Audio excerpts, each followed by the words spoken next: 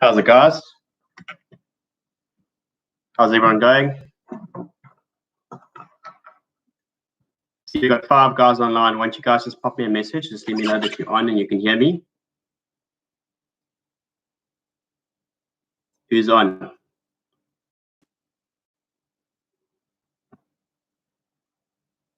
Do you guys hear me? Thumbs up, thumbs down, not so lekker.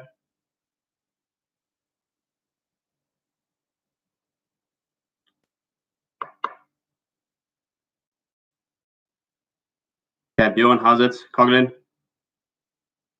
How's my audio? Can you hear me all right?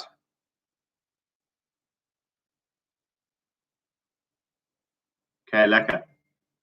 We've only got 9 guys on at the moment. Should we just give it a few minutes just to see if more guys want to pop on? So let's just give it a minute or two. While we wait, why don't you guys, if you guys got any questions, it doesn't have to be about today's talk. It can be about anything. Pop it in the comment section there. Let's see if we can answer those. Just while we wait for the code, yeah.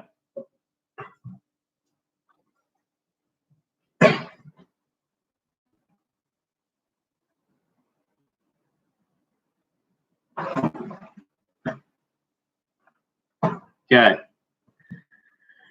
Still only got 7 guys online, so we'll give it another. If you guys want to jump onto the comment section, ask questions if you want. In the meantime, I don't know how you guys are doing. 1 more week to go. Then we can go back to hopefully diving. I don't see it happening. I think they're going to lump us under recreation and not under sports or exercise. So hopefully they've got common sense and they let us dive. My freezer's looking a little bit dismal. There's no fish left in the freezer. So yeah, I don't know how you guys are looking. I'm desperate to get back in the water. Been doing those breathing exercise. Everyone still there?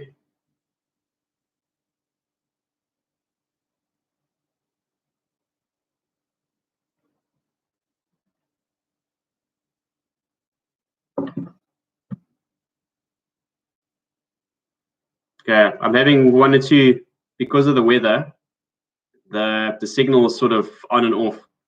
So if you guys lose me, either drop me a message on the WhatsApp group or just pop it in the comment section, and then I'll see if I can't connect to another connection.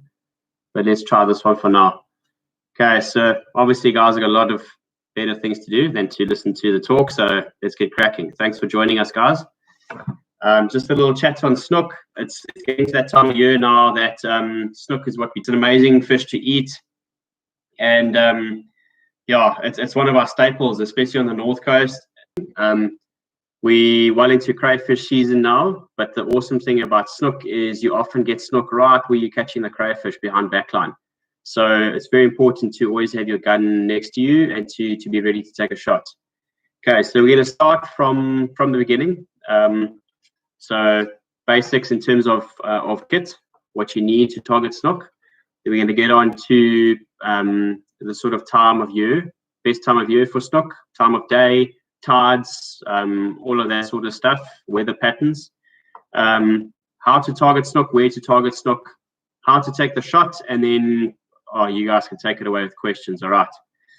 Johan, static sitting it now. Yeah, the training is definitely helping, especially those CO2 tables that Ryan's put up. Yes, I'm finding stickers. Let's just say if I used my static to build my CO2 tables, I would be passing out. So I've been a little bit conservative and I've been doing the training. It's one thing lying in your bed and doing a static, and it's another thing doing it while you're diving. I'm never going to be a guy like Phil that can do a 4:30 breath hold when I'm diving. Most of my dives are going to be 1:45, 2 minutes if I'm really pushing it. So yeah, you don't need to hold your breath forever to shoot fish. Okay, so let's get cracking. So snook. The nice thing about snook is pretty much everyone can shoot them. All the way from the guys that have just started diving, all the way through to the guys that are seasoned divers. It's a really nice fish to target. Also because we can target them pretty much year round. It always gives us a game fish to target. A lot of other places in the world, the guys are very reliant on seasons. If it's not game fish season, the guys scratch for bottoms, bugs, that sort of stuff. We're very lucky, especially on the north coast of KZN. We get to target snook pretty much year round. There are better seasons, but 9 times out of 10, if you swim out, especially on a shore dive on the north coast or even on the south coast, there's a good chance you'll bump into a snook. They're very sensitive to temperature, current, tide, all of those sort of factors. But if you keep 1 or 2 things in mind, you can sort of increase your chances of bumping into them. Okay, so let's start from square one with kit. The nice thing about snook is you don't need any specific specialized kit. You don't need powerful guns. You don't need the best carbon fins. All you need is a decent wetsuit, because most of the time a lot of snook are shot in the winter, so a lot of time it's going to be quite chilly in the mornings. A lot of guys, while they're catching crays, are shooting snook, so that's a nice thing. You also don't need to be able to dive very deep. The beauty is we shoot a lot of snook when the water's dirty, so you don't need fantastic conditions either, which makes it a very it's an ideal species to cut your teeth into sort of game fish diving. If you can get to that's how I started diving. I got stuck into shooting a lot of snook, and then you progress into the next best thing, being kudu or wahoo. But the snook can teach you a lot about how to find fish, how to go about looking for game fish. Okay, I just want to have a look. Just want to make sure that my connection is decent. Okay, good to go. Okay, so basic kit. Let's start with guns. That's always the question guys ask first. Because most of the time you're diving shallow, there's going to be a lot, you're catching crays. Because there's a lot of surge, you can't have a big, bulky, long, heavy gun. Snook are very agile as well, so it helps to have a short gun that you can maneuver nicely. So the ideal gun for snook is, if you're looking at conventional guns, you're looking at a 1.1 meter gun, single 18 or 20 mil band with a 7 mil spear. It's nice, maneuverable. It's got plenty of power. It's got enough range, and it's the snook come filing, you can reload quickly and get a couple of fish. So I dive pretty much exclusively with roller guns. There's pros and cons to that. I mean, this gun here, I shoot 99% of my snook with this gun. This is a 90 centimeter roller gun with the reel. What's awesome about that is it's a really nice short gun, so it's easy to swing around, especially if you're diving on the back line in the surge. And because it's so nice and short and easy to swing around, if the snook pops up all of a sudden behind you, you can pull your gun in and get your gun around to take a shot at that snook. You're not going to be able to do that with a long gun like a 1.1 roller or a 1.3. You don't actually need that massive power when you're diving for snook. Snook is a very soft fish, so as long as your shot placement is good, most of the time you're going to shoot through that snook. So you don't need massive amounts of power. You don't need a long roller gun. You don't need double rubber guns. For the average sort of snook dive, your 1.1 standard gun with an 18 mil band or a 20 mil band, a 1.2 if it's a little bit cleaner. Otherwise, a 90 roller is pretty versatile, whether you're doing sort of backline diving or all the way out to your sort of deeper reefs. 90 roller is pretty much spot on. One thing to remember is snook swim often in big shoals. So if you can get a snook shot, land it nice and quickly, and if you have a gun that you're able to reload nice and quickly, you can often get a shot at another snook in that same shoal when they do a circle. If you're struggling to reload your gun, double wraps, roller guns, all of that sort of stuff, most of the time a lot of those fish are going to be swimming underneath you while you're stuffing around. So a lot of guys that hunt snook exclusively, they'll use, Ryan, to your question, they'll use a single wrap with a single band with a closed muzzle, so it's quick and easy to reload. If you've shot a snook, especially if you've stoned a snook and there's still fish around you, what a lot of guys have done, or what you can do, is simply pull that snook onto your shooting line, put your spear back into your gun, load your rubber, and shoot. Especially if you have a belt reel or if you've still got your float line connected to that gun, it's very easy to shoot another fish, let go of everything, and then you've got 2 fish in the matter of a minute or 2.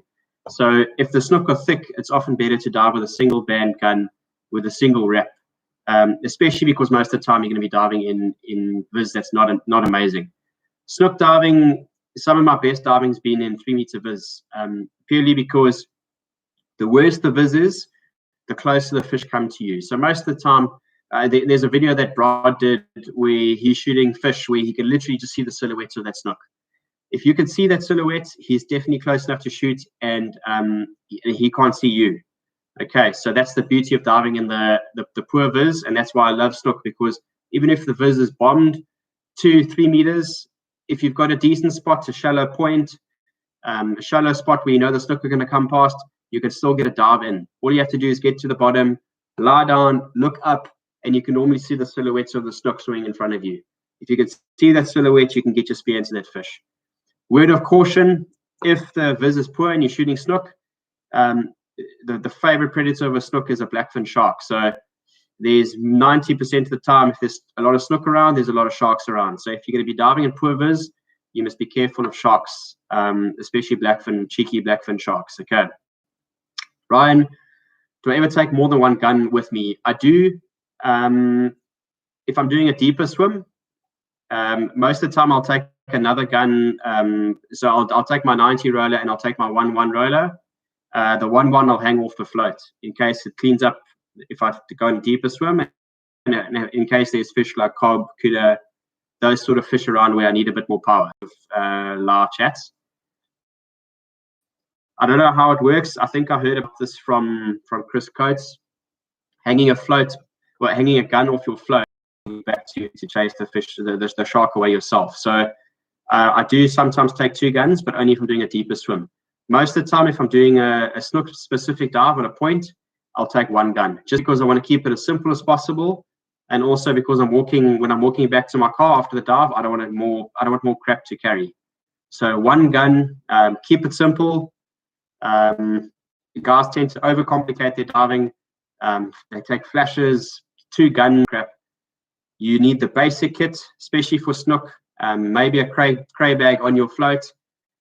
Basic kit, basic gun, and get your tactics right and go shoot fish. Okay, don't worry about your kit, worry about the fish. Okay, so that's gear in a nutshell. Your basic sort of 1-1, 1-2, 90 roller, your basic sort of diving kit. One thing on gear is it's often wise to take is not going to be enough. You're going to be too buoyant if you're diving on the 3-4 meter line if the snook are swimming shallow. So sometimes it's very wise to take them. You can, as soon as you swim further offshore, you can unclip them, put them on your float. They're not in your way. Even put them at the bottom of your float line. You can use that as a reef hook. But if you in the shallows, though, that extra 1.6 snook, Bjorn, I don't know. Is anyone else having connection issues? Let me know. If you guys are having issues, I'll have to try to connect to the Wi-Fi maybe. Let's see.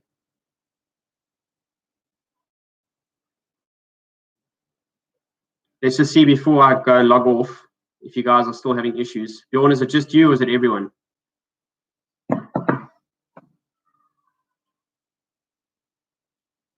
Also, okay. I'm going to try jump onto my Wi-Fi because at the moment I'm on my hotspot. If I lose you guys, just wait. I'll log back on. Okay.